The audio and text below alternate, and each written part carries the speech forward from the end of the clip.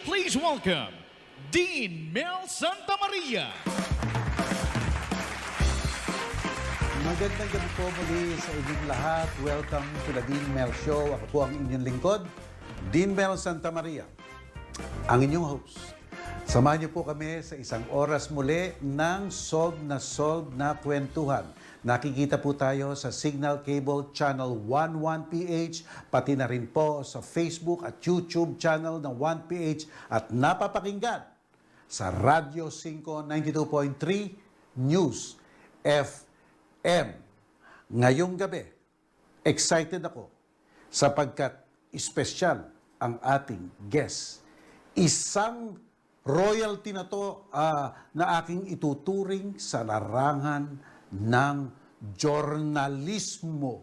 Ayan po, napapanood nyo siya gabi-gabi at naghahatid ng balita. At hindi lang naghahatid ng balita, nag-a-analyze pa siya ng mga events. Factual lang po. Factual sequence of events. Yun ang gustong-gusto sa kanya. Nililigyan niya ng mga litrato at talagang sinusubaybayan natin sa telebisyon ang kanyang mga analysis. Siya po ay nagkaroon na ng karanasan sa The Manila Times, sa Manila Chronicle. Napapanood din po natin yan sa paborito nating current event talk show, The Chiefs. At ang mga tanong niya ay talagang tumutusok.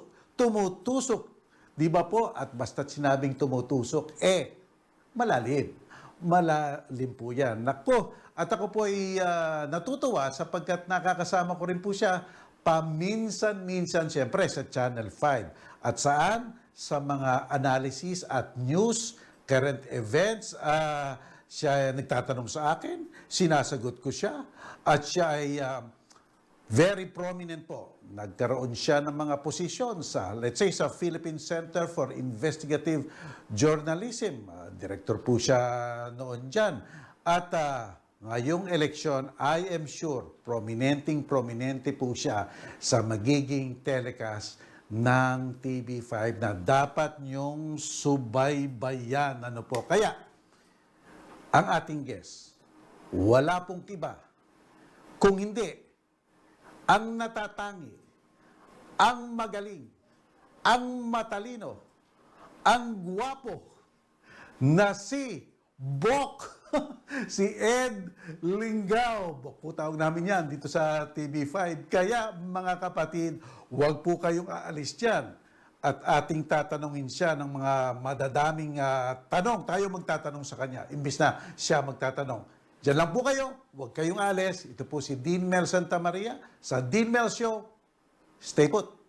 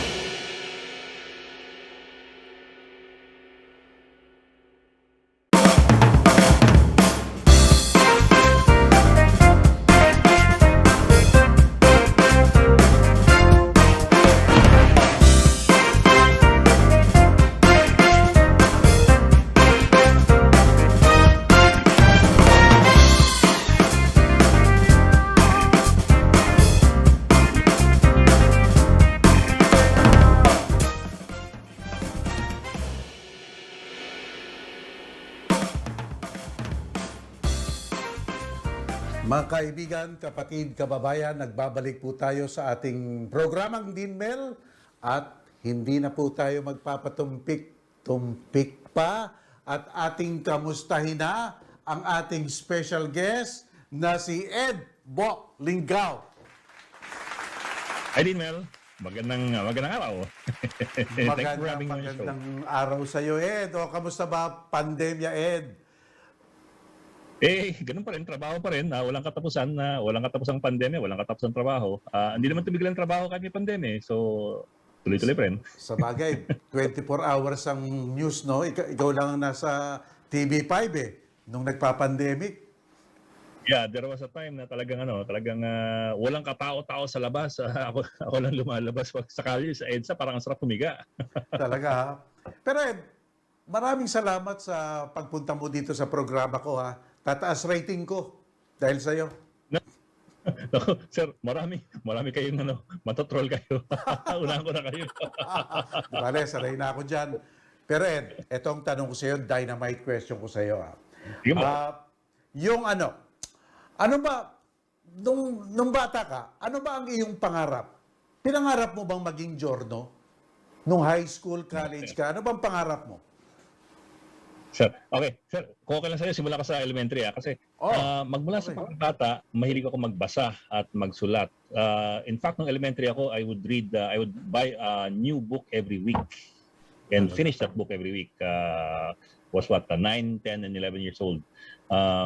So, hindi ko pa alam ang gusto kong gawin noon. Pero pagdating ng grade 6, going to high school, nagdesisyon ako magpare.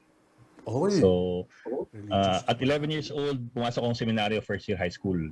Junior seminary sa Pampanga, sa Don Bosco. And I stayed there for 3 years hanggang matapos ako ng third year high school at saka nagbago isip ko. Talaga? Bakit? Bakit ka nagbago?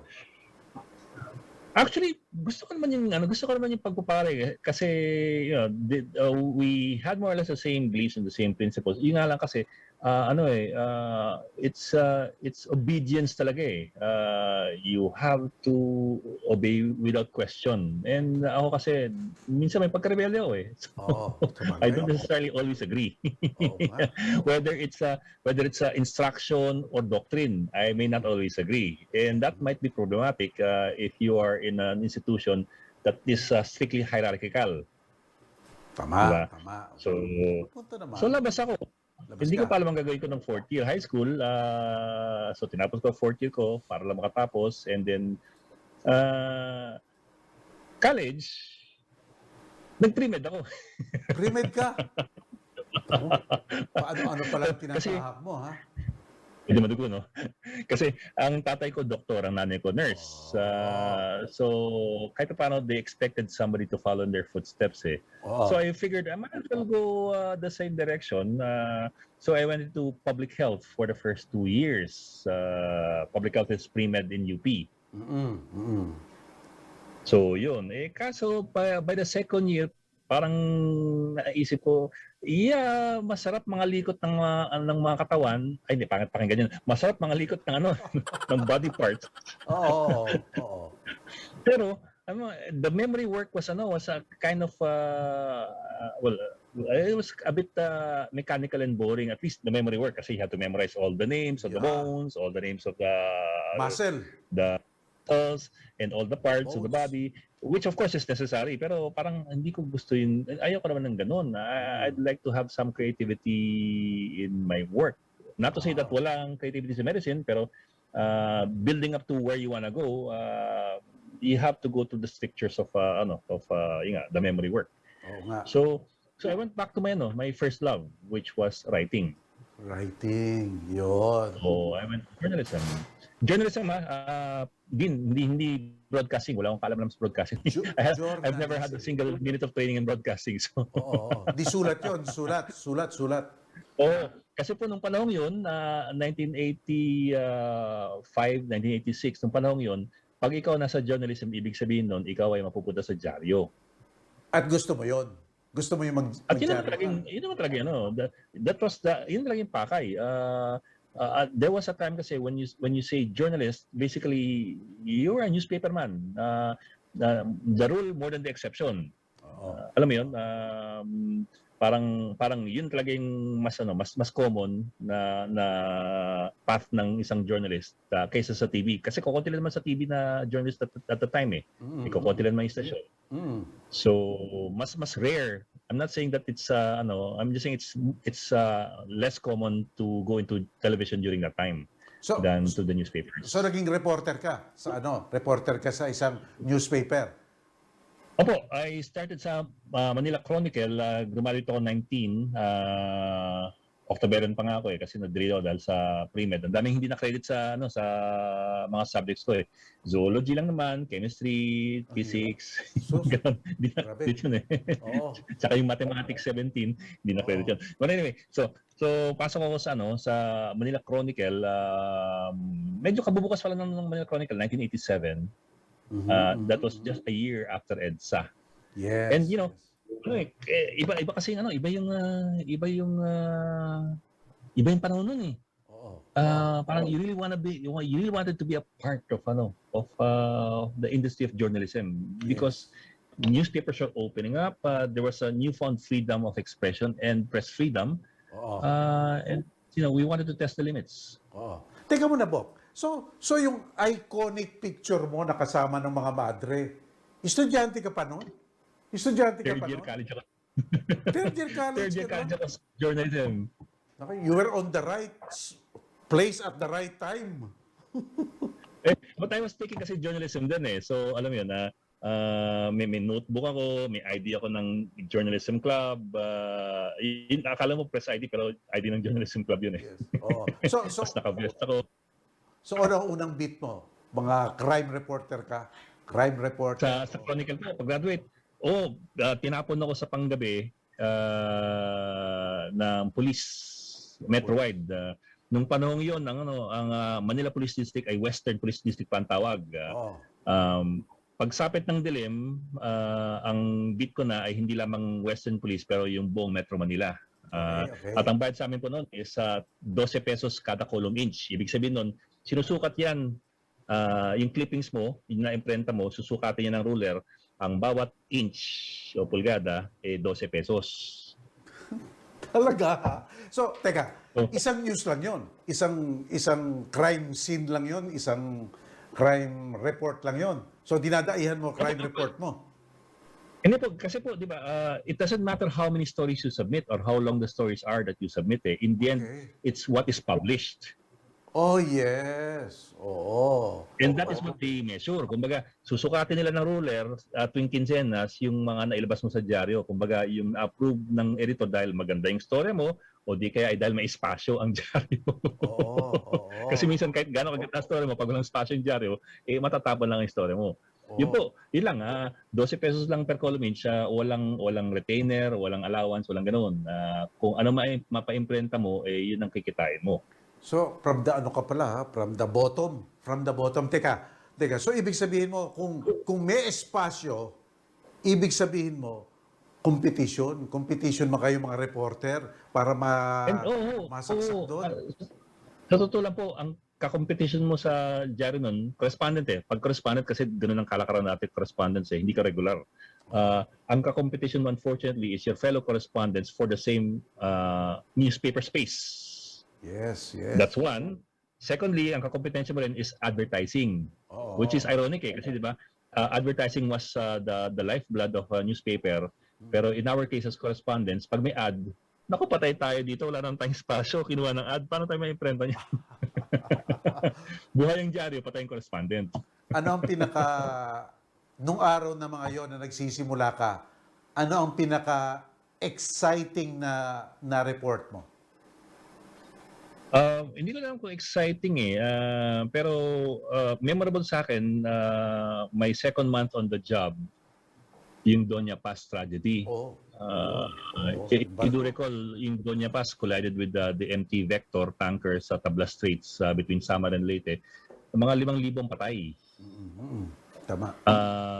So yung mga victims nasunog na, yung mga bangkay na nasunog tsaka medyo nabulok na dahil lumulutang sa tubig na 3 araw, dinala dito sa Maynila sa Funeraria Popular sa Santa Cruz. I remember that distinctly kasi aside from covering the hearings dun sa Marina, the Maritime Industry Authority on the liabilities dun sa pagbangga, nung Christmas Eve of 1987, nabalitaan ko na yung mga bangkay nandun na sa Funeraria Popular sa Santa Cruz. So pinuntahan ko. So it was a memorable Christmas Eve for me kasi all the dead bodies on Christmas Eve. It was medyo surreal kasi Yes. daming patay sa sa morgue, talagang unrecognizable na dahil itim silang lahat, sunog at bulok. Tapos yung pangalan pa ng embalsamador Mr. Dilim. It was so surreal kasi paglabas ko ng funeraria, talagang New Year's Eve. May mga nangangaroling sa Santa Cruz, nagpuputukan yung mga paputok, tapos dumadaan yung mga jeep, parang ibang mundo na naman. Totoo. And that stuck with me. Oo. Ang hirap pala. So, alam mo sa pagjojourno, lalong-lalo na basta nag-uumpisa ka, kamukha niyan, may hearing sa maritime. Kahit ako, abogado, hindi ko maintindihan yung pinagdadadaldal nila doon. Yung mga technical terms. Ano man yun. Well, that's true. Pag-aaralan nyo Medyo rin. mahirap. Pag-aaralan nyo rin. Opo, medyo specialized po. But that's also, that's something that we have to learn along the way. That is part of our job.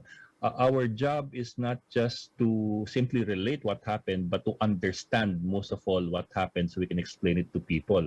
And understanding means doing a research and reading up. That's I suppose basic but a lot of people seem to forget that Now, you don't just regurgitate what you hear. You also have to understand it most of all. Para malagyan ng tamang perspective, Bok. Para malagyan ng tamang perspective. Teka, sa katagal-tagal mo na naging journo naman, meron ka bang experience na you got the story wrong? May ganun ka rin ba mga experience? Naku, inaccurate to. May mga ganun. Well, it happens naman sometimes basta lang hindi masyadong grievous o serious yung mistake. It does happen. You can get a detail or two wrong in the rush to publication. What's important is that you acknowledge the mistake and that you make amends, or that you say sorry. You apologize for the mistake. And we have done that several times. I've done that several times both as a reporter and as an editor. Both in print and television. Sinong tinitingala mo nun? Sinong tinitingala mo nun para bang idol? Itong aking parameter, itong aking susundan. Sinong tinitingala mo nun? Well, Dean, wala naman talagang tingala in the sense na I want to be like that person. I suppose anyway, titingnan mo lang na those are values that I want to adopt, or I want to imitate and acknowledge. For example, my uncle, si Amando Dornila. He's my uncle. Uncle mo ba yun? Wow. Dornila po yung middle name ko Okay. So, there's of course the pillars of the industry. Si Malu Mangahas was my partner in covering Cory Aquino in Malacanang for 2 years or 3 years for Manila Times. That was later on in my career. That was from 1989 until 1992. These are people whose discipline and whose foresight and whose resourcefulness I would like to acknowledge and admire. How does it feel nga pala being in Malacanang? Yung nagre-reporter ka sa Malacanang and together with the president, nakakausap mo, how does it feel? Yeah. Nothing nothing if you mean by that whether you feel a sense of awe because of the position, hindi po it's more of you get a sense of the responsibility that goes with the position that you're covering. For example, at least when we were covering Malacanang, we were cognizant of the need to be very very well informed as reporters because ang Malacanang ang hub ng lahat ng departamento. Every Wednesday, the president would hold a cabinet meeting and all the cabinet secretaries would go there. And we would have 10-20 seconds to do ambush interviews. Doon na using ambush interview eh. So dapat alam mo lahat ng issue ng lahat ng departamento para pag lumabas bigla si secretary, alam mo yung tatanong mo at hindi ka bangingi o hindi ka tatanga-tanga. So covering Malacanang gave us a sense of the enormity of the enormity of the responsibility of the president as well as the enormity of the responsibility of the press which is covering the president.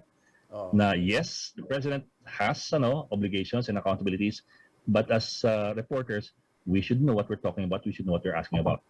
Alam mo yung anong opinion mo dito, Ed? Ngayon, may nakikita ka ang Malacanang ine-echepwera mga reporter, hindi pinapapasok sa press room. Nabibigla ka ba doon? Anong opinion mo doon? Well, to be fair din po, I'll just be fair here. Cory Aquino herself was also uncomfortable with the press. In fact, I think the Aquinos, including Noynoy Aquino, they were uncomfortable with the media. It's not that they would fight the media, although si Cory nga did file a libel case against Louis Beltran. Yes. It's more of they don't know how to handle and deal with the media kasi at least in the case of Cory, she came in from the cold. Hindi naman siya politiko eh. She had no background in dealing with the press. She was a private person until she ran for the presidency.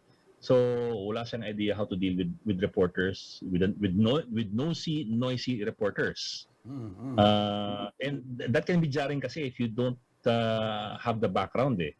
May mangungulit sa'yo, may uungkat ng kung ano-ano, may maraming tanong-tanong. Those are things that take getting used to in politics. So as a general rule, si Cory would avoid talking to us, not unless it's a scheduled press conference. In which case, wala siyang choice. Pero otherwise, there was a time na pinagbawalan nila yung ambush interviews. So yung Malacanang press corps nag-boycott. At least sama kayo. So nung nag-boycott ang Malacanang press corps, wala pa ako noon eh. Simulo pa lang nandun eh. Nung nag-boycott ang Malacanang press corps, nag-give in yung palasyo. They agreed to a regular press con every week or every 2 weeks. So that was a concession. But sometimes kasi you have to push the boundaries to get what you want eh. Otherwise kasi walang transparency, walang communication between the president and her people. It's just RTVM and PTV4. So that's not necessarily good. Anong klaseng pasanin o responsibility ang nararamdaman ng isang journo sa pagre-report? Ibahagi mo nga sa amin, Ed. Kasi kami nakikinig lang sa inyo eh. Well, din kasi depende kasi sa reporter eh. I mean, different reporters, different values. Unfortunately, honestly, and unfortunately, different reporters, different values. I can tell you about the ideal. I can tell you what we think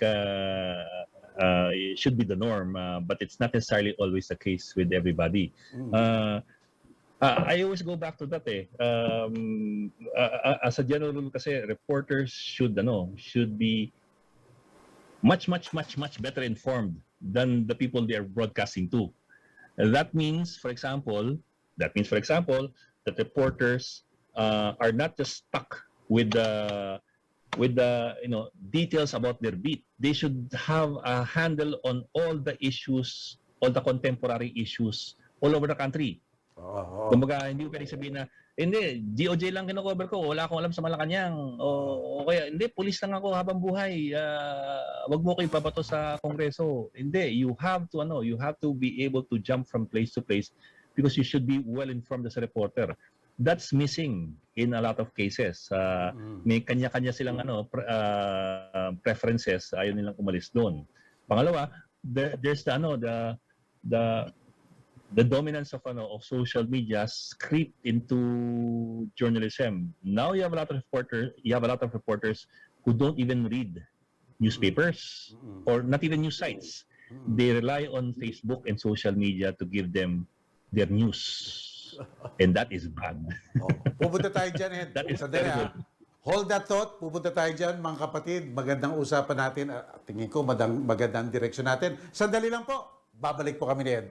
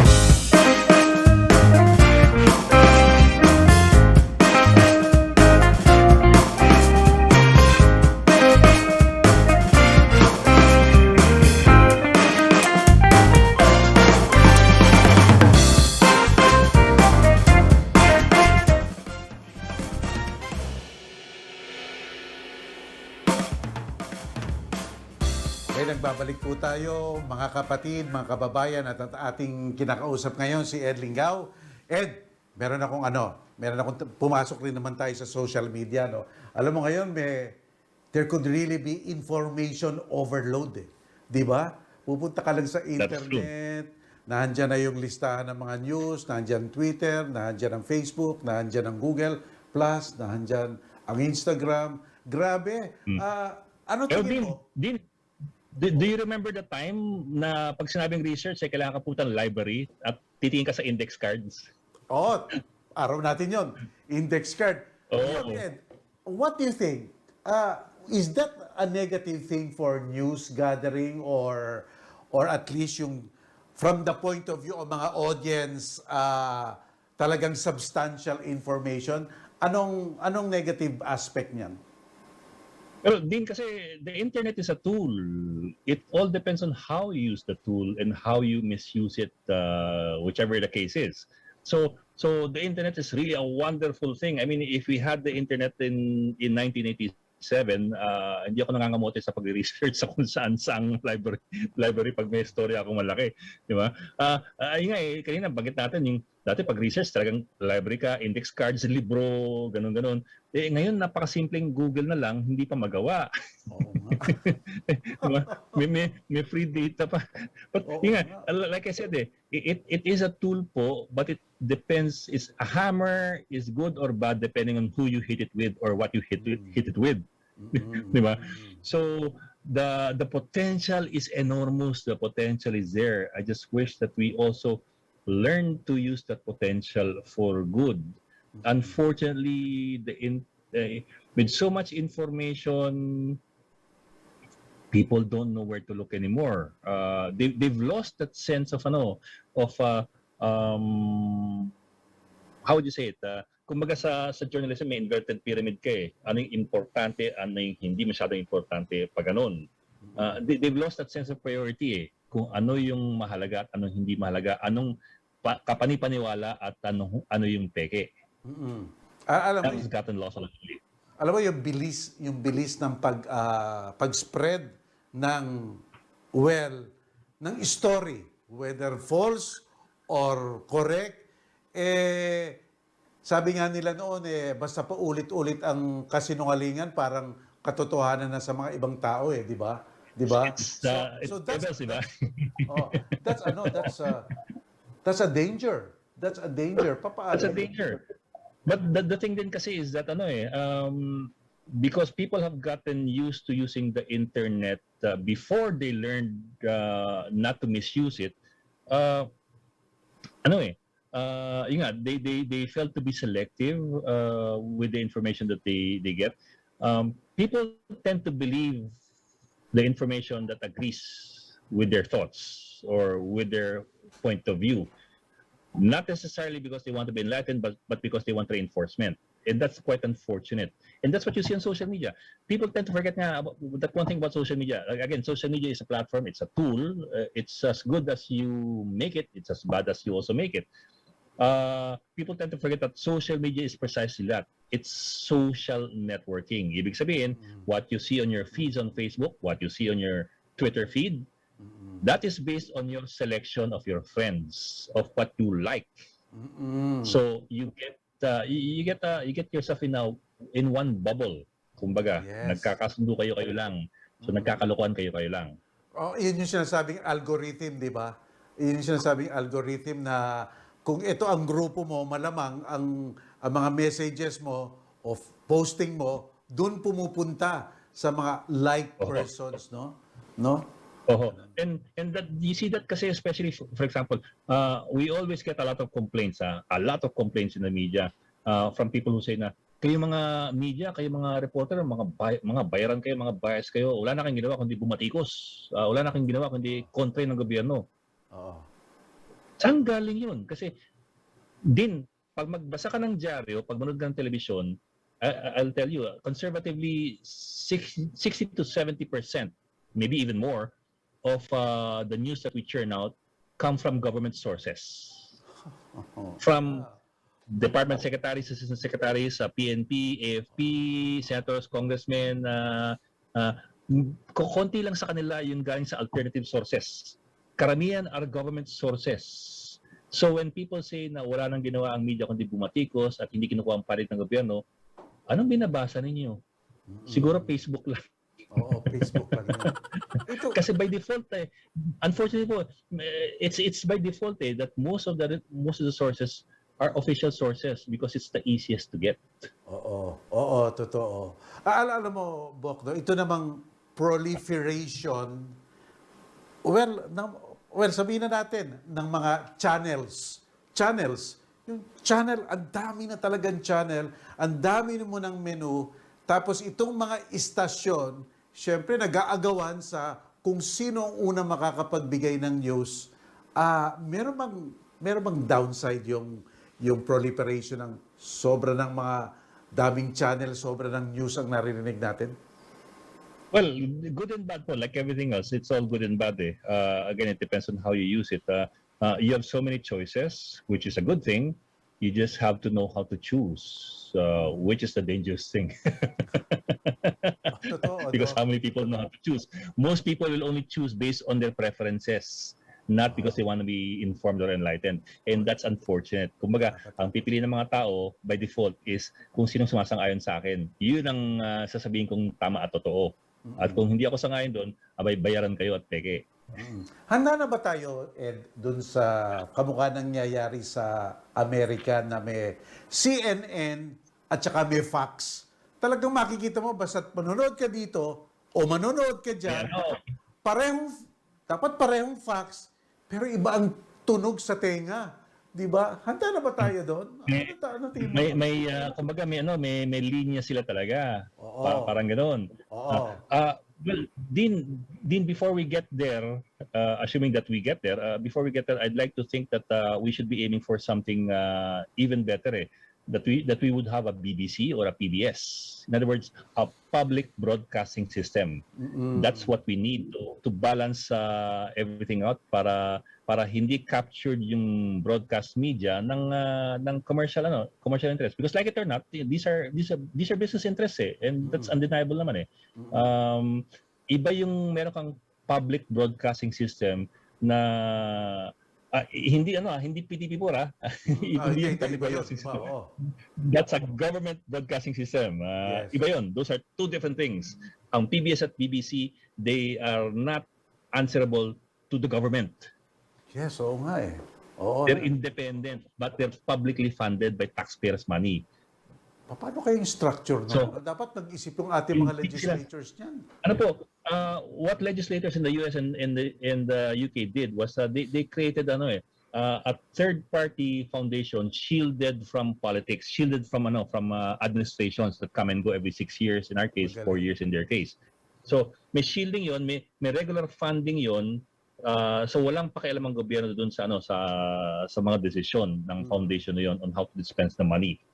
So walang palitan, kumbaga. The government cannot just pick kung sinong head ng BBC o ng PBS o ng NPR, ng National Public Radio. And that's good kasi in that sense hindi propaganda tool ng kahit anong administrasyon, kasi papansin mo pag nag-iba administrasyon, iba na naman ang linya ng government station. Iba na ang bida, iba na ang kontrabida. Tama. Alam mo, Ed, I cannot resist na punahin tong mga nasa likod mo eh. Iyang Baghdad na nandyan, may kwento ba yan? May kwento ba yung Baghdad na yan? Hindi, Dean, yung talaga mga souvenir ko from Baghdad, nakatago yun, hindi naka-display. Mga dekorasyon lang yan. Well, at least yung sign ng Baghdad, yung mga helmets, ginagamit ko yun talaga. Mga Kevlar helmet dun sa taas. Ginagamit ko yun paminsan-minsan. Sorry, medyo makalat. Pero nag-war correspondent ka na. Nagpunta ka na sa Middle East, sa Baghdad. Nagpunta ka doon, nag-report ka talaga doon.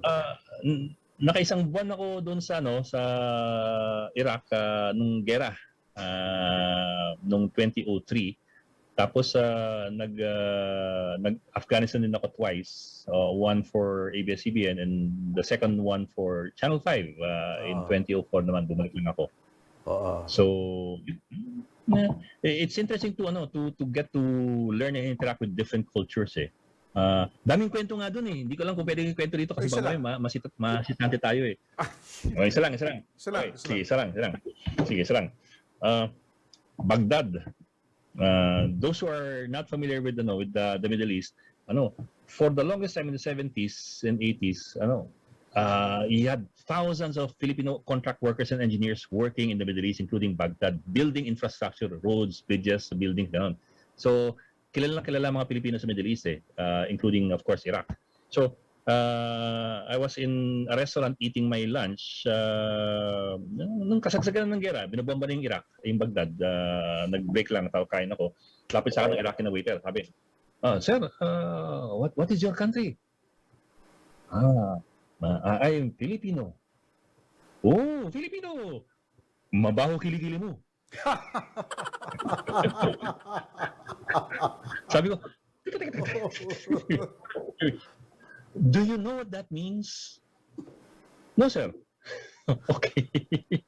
I will not tell you." Pero pinabaunan ko siya ng ibang kasabihan naman in Filipino. I will not tell you what it is kasi baka masisante talaga tayo. Kasi gawain ng mga Pinoy yan eh. Pag may nakaibigang foreigner, tuturuan ng kalokohan, sasabihin ito yung pagbati sa lengguwahe namin. Isa pang ganyan sa Afghanistan naman noong 2001, una namin trip doon, kasama namin si Jim Libiran, si Patrick Paez, si Bal Cuenca. Kain kami. Parati pag kumakain kami kung ano nasusubo sa amin eh. Pero itong si Jim Libiran, malaking kasamahan ko to eh. Somehow, nakaaway niya yung isang cook doon sa restaurant na taga-Uzbekistan, na malaking tao, na medyo kalbo, bilog. Hindi ko alam paano sila napaaway kasi hindi marunong mag-Uzbek itong si Jim, hindi masyado marunong mag-English naman itong isa. So, paano sila nag-away? Basta nag-away sila. So, sabi ng cook sa kanya, What country? Sabi ni Jim, Filipino!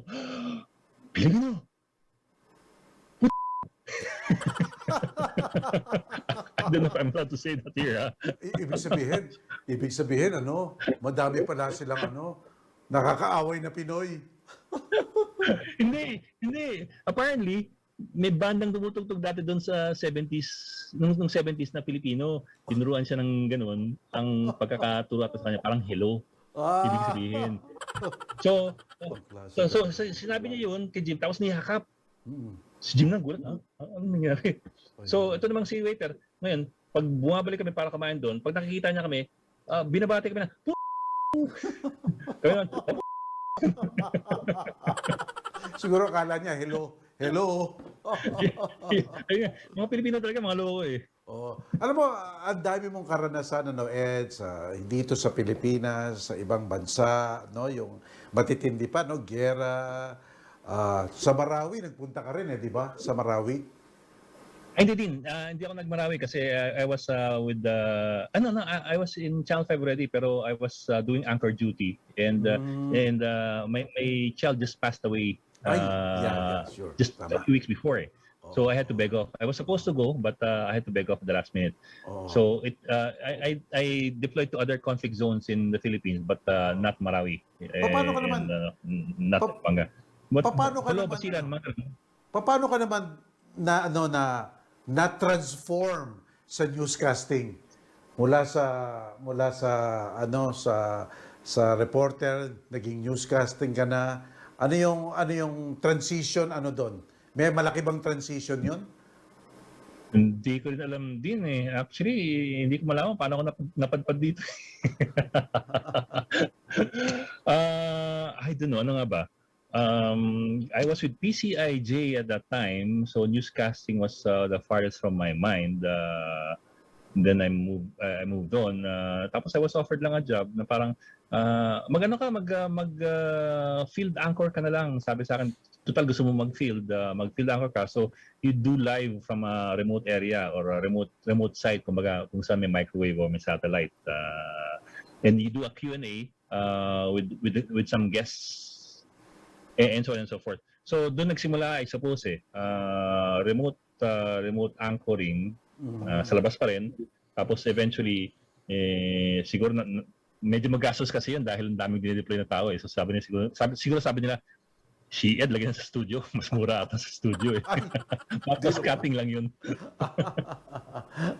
Teka muna, ngayon Ed, ngayong kampanya, ngayong eleksyon, siguro, ang dai-dai niya mga kandidato at siyempre nagbabasa rin kayo ng news. Paano niyong sinisip paano kayo nagdi-decide kung ano ang ibabalita niyo sa mga sinabi ng mga kandidato? That's always yes, that's always been a conundrum for a lot of reporters. Do you just regurgitate what they tell you and what you hear? Or should you give something else, add something on? And in which case, where's the line? Where do you draw the line between editorializing and interpreting what you observe and what you see? It's medyo difficult to figure that line out. What I can say is this. In the end, reporters who are assigned to cover candidates are not there to cover for the candidate. They're not spokespersons of the candidate. So it's a reminder always that we give to reporters whom we assign to cover.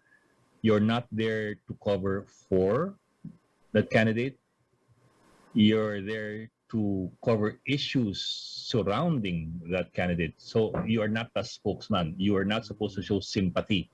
Hindi ka dapat, kumbaga, alam ko familiar sa marami itong tao, yung katagang bias na gamit na gamit, pero hindi naman naintindihan ng marami. So hanggat mare, you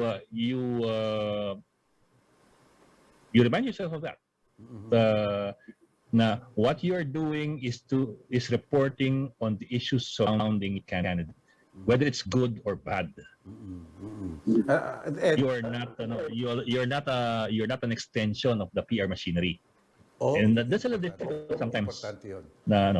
Alam mo Ed, bago ko makalimutan dito ka rin na sumikat yung pag-tackle mo sa mga trolls, talagang minsan nararamdaman ko pigil ka pero basta hindi na Explosion eh. Explosion ang explanation. How do you handle naman. that? How do you handle that? Yung mga trolls na yan.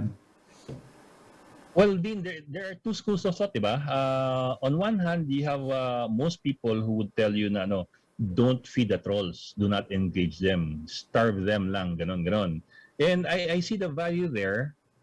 Unfortunately, I don't necessarily agree all the time eh. Kasi my thinking is this eh. If you ignore them, then you stay quiet. If you stay quiet, then they have the voice. They get Yes.